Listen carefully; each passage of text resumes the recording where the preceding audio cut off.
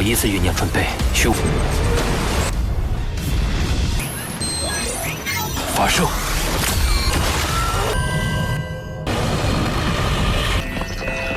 恢复了。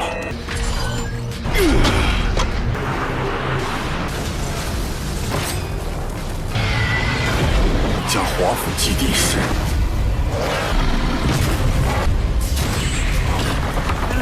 正在朝韩夏方向进发。什么？开始了。发射镭射炮的任务。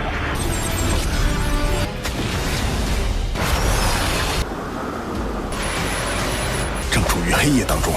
机器人就位。 Halo kalian semua, selamat datang di channel Singkat Padat. Pada video kali ini kita akan melanjutkan cerita dari serial Donghua Soulstar episode 81. Dan sebelum kita masuk ke pembahasan dari cerita episode 81, mari kita sedikit mengingat cerita sebelumnya dengan cuplikan dari ringkasan episode sebelumnya. Yang dimana pada video sebelumnya Lo Feng bertarung sendirian melawan raksasa Kaisar Gurita dengan senjata baru milik Lo Feng, yaitu Arcater Blade, yang dimana senjata ini sendiri merupakan perubahan kedua dari Cakram Arc. Dengan adanya senjata tersebut serta dibantu dengan senjata Heaven Forbidden Shuttle, Lo Feng telah berhasil membunuh raksasa Kaisar Gurita sampai kepala raksasa Kaisar Gurita bolong. Dan kemarin juga Dewa Petir berhasil membuka domainnya sendiri sama seperti Pemimpin Hong, berkat Pemimpin Hong yang melatih Dewa Petir untuk mempersiapkan diri melawan Tanduk Emas. Sedangkan penyerangan monster laut terhadap manusia sudah berjalan, namun para monster tetap saja berdatangan sampai-sampai Amerika sudah mengalami kondisi kritis akibat serangan tersebut. Wilayah Jinan juga diperkirakan akan mengalami kondisi kritis dalam waktu 2 jam lagi. Dan di akhir video kemarin kita diperlihatkan monster Tanduk Emas yang telah muncul dari laut Antartika dengan kondisinya yang masih terluka, sampai akhirnya monster Tanduk Emas menyerap puing-puing kapal tempur yang membuat luka dari Tanduk Emas sembuh total. Dan itu merupakan ending dari video sebelumnya.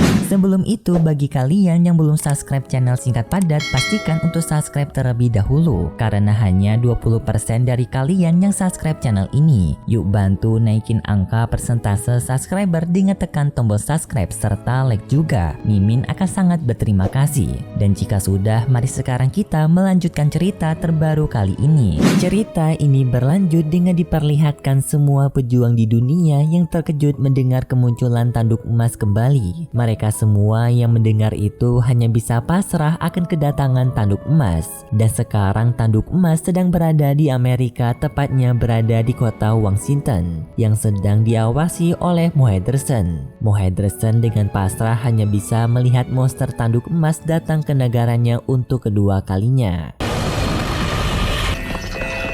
恢复了。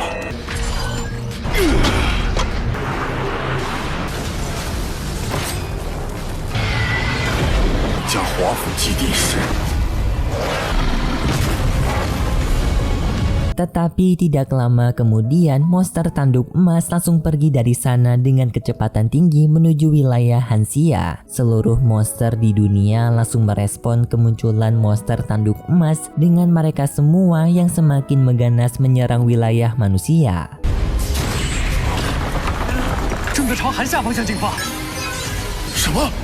开始了。 Sedangkan di lain sisi, Pemimpin Hong masih membantu jalannya latihan Dewa Petir yang sedang melatih domain masternya. Terlihat jika domain milik Dewa Petir memiliki bentuk yang transparan dengan adanya sambaran petir di sekitaran domain tersebut. Lalu setelah Dewa Petir selesai mengeluarkan domainnya, Pemimpin Hong menanyakan kepada Dewa Petir sudah sampai mana Dewa Petir menguasai teknik domain. Dewa Petir menjawab hanya sampai 30%. Mendengar itu, Pemimpin Hong sadar jika kekuatan Dewa Petir masih belum cukup untuk bertarung melawan Tanduk Emas. Namun karena sekarang monster Tanduk Emas sudah kembali dan akan datang ke wilayah Hansia, mereka berdua tidak memiliki pilihan lain untuk langsung bertarung melawan Tanduk Emas. Tetapi di saat itu tiba-tiba saja Pemimpin Hong mendapatkan panggilan telepon dari Lo Feng yang ingin menyampaikan sesuatu kepada mereka berdua. Sekaligus juga Lo Feng mengundang mengundang seluruh pejuang di dunia untuk berkumpul di istana Dewa Perang. Setelah mereka semua berkumpul, tidak hanya pejuang terkuat, 5 elit besar di dunia juga berkumpul. Lalu pemimpin Hong, Dewa Petir, dan Lo Feng tiba secara bersamaan. Di sana pemimpin Hong langsung memberitahu kepada mereka semua kalau Lo Feng mempunyai cara untuk mengalahkan monster tanduk emas.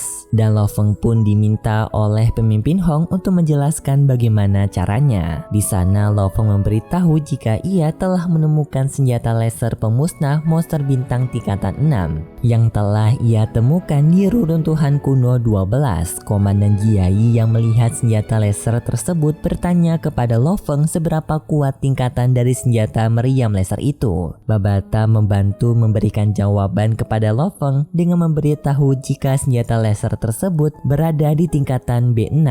Jiayi yang mendengar itu pun sangat terkejut dan senang sambil mengatakan jika nyawa manusia bisa terselamatkan. Eastern bersama pejuang lain yang tidak paham dengan ukuran kekuatan senjata laser itu bertanya kepada Jiayi seberapa kuat gambaran dari senjata laser ini. Jiayi menjelaskan jika dirinya ini pernah menyelidiki mengenai catatan arkeologi kuno dalam bidang persenjataan. Di catatan tersebut, senjata laser di alam semesta dibagi menjadi 3 tingkatan, yaitu A, B, dan C. Senjata laser tingkatan A dapat membunuh para pejuang Star Travel sesuai dengan tingkatan dari kelasnya. Seperti meriam laser A1 dapat membunuh pejuang Star Travel tingkatan pertama, A2 dapat membunuh pejuang Star Travel tingkatan 2, dan seterusnya sampai tingkatan 9. Sedangkan tingkatan B dapat membunuh pejuang tingkatan bintang. Sama seperti sebelumnya, setiap senjata tingkatan B memiliki kelasnya masing-masing dari 1 sampai 9. Dan Lo Feng sekarang memiliki senjata laser tingkatan B6,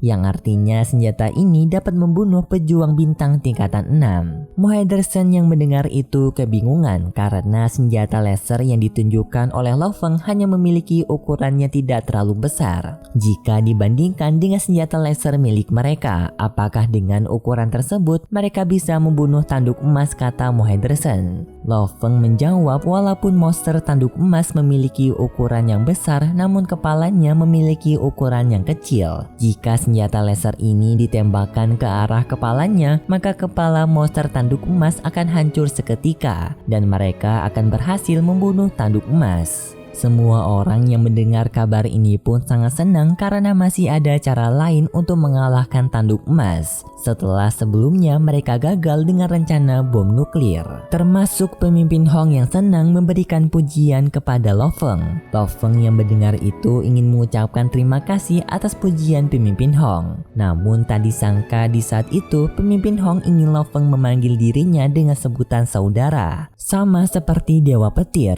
Lo Feng yang mendengar itu pun tersenyum dan ia memanggil pemimpin Hong dengan sebutan kakak Hong. 我有把握击杀金角巨兽，目前地球上最强的单体攻击武，我没听错吧？你得到的镭射炮 B6级， 宇宙中关于镭射炮的威力能击杀普通扛角。可他的脑袋只有20秒，巨兽整个脑壳全部炸。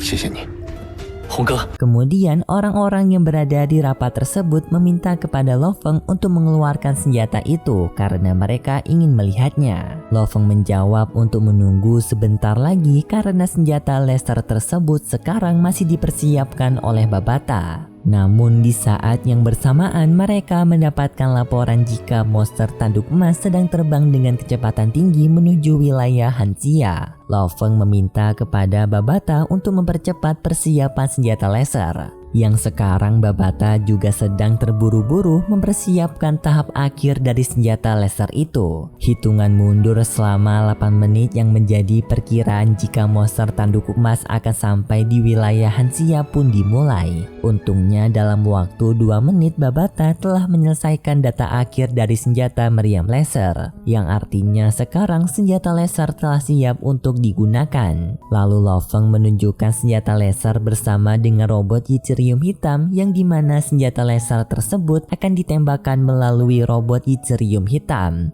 untuk menjamin agar tembakan dari senjata laser tersebut tidak akan meleset. Setelah robot Yizurium hitam berhasil diselesaikan oleh Babata, robot Yizurium tersebut diaktifkan oleh Lo Feng. Dan dengan segera robot itu langsung pergi menuju monster tanduk emas dengan terbang di atas laut. 发射镭射炮的任务。